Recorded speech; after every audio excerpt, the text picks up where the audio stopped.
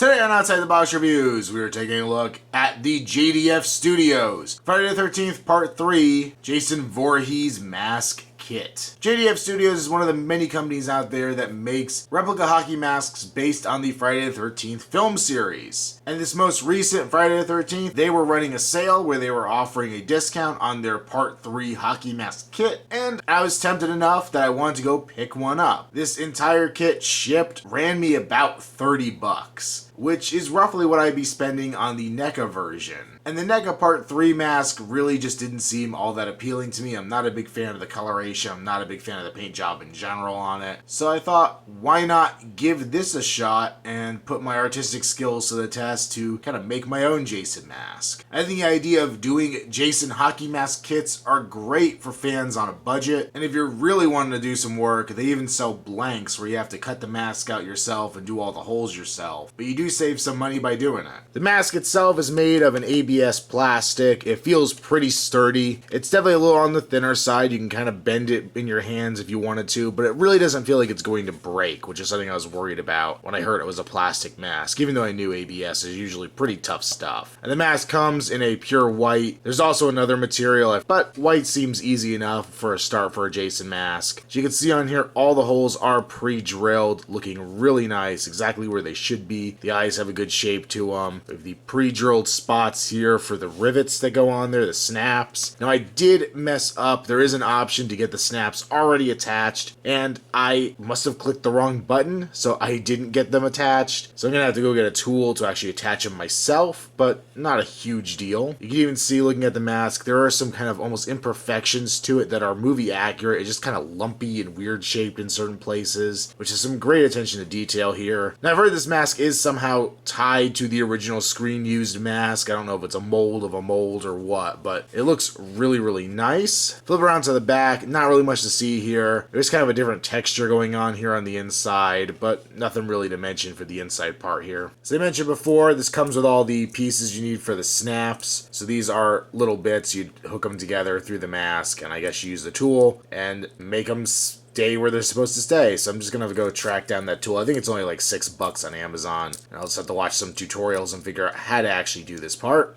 The kit also comes with the strap for the mask, which looks fantastic. Two-piece elastic strap, but it has a very nice quality to it. The material it's made out of isn't just a standard elastic. It has a very rugged feel to it, something you'd probably expect to see on a real hockey mask, so it's very nice. They have the silver buttons here on the two ends in the back, and then we have the looped around piece coming up that will go over the top. We have the adjusters. We have one for the top strap and one for the bottom strap, which is really nice, and they look fantastic. The kit that I ordered also comes with decals that you use for the chevrons on the mask. You could also order the kit with stencils instead if you'd rather paint them on, but I figured I'd just stick with the decals. And just as some bonuses in the box, you do get some business cards here. It's both the same on black and white, jdfstudios.com.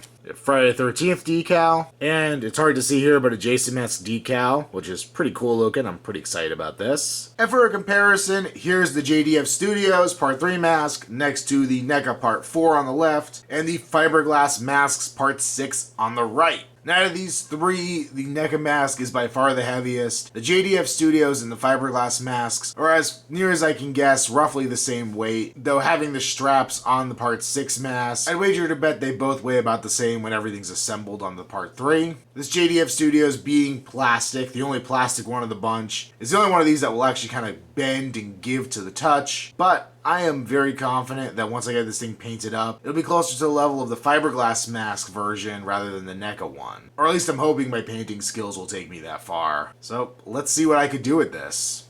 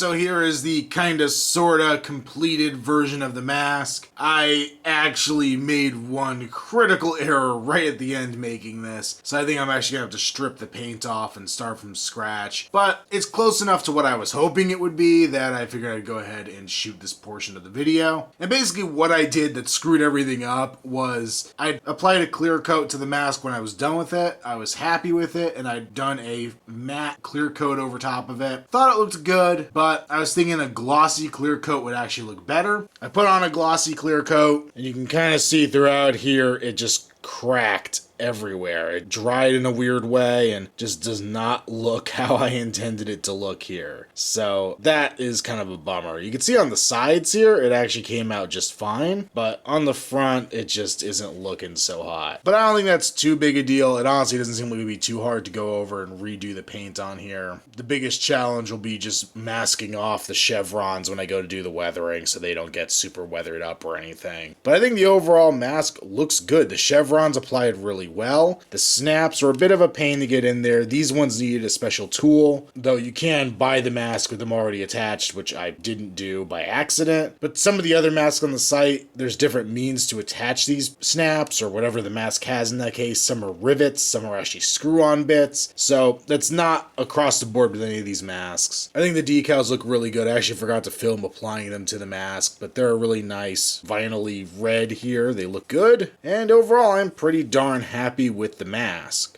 Definitely one of those masks is a little hard to wear, like if you're going to a party or something, just because you talk, it's going to slide up on your face and everything. But overall, I just think it is a really, really cool, inexpensive way to achieve a Jason Voorhees mask, rather than paying some of the really high prices you would from some of the higher end mask companies. The buck itself is nice, the straps and the rivets are really well done. And I really don't have any complaints about the mask itself. Everything here that I'm unhappy with is a limitation of my own painting skills and just a learning experience. So I guess that's the one big caveat to put on this at the end, is that if you make one of these, you may end up where I did, and you have to go strip the paint off and start from scratch. But to be quite honest, I'm not super bummed about it, because I think I did an okay job here, but I think I could do a lot better in another pass. So I'm actually kind of excited to give it another go. So I'm going to give the JDF Studios hockey mask, particularly this part 3, but I'm going to guess any of the other ones available, probably very similar quality. I'm going to give it a pretty strong recommend.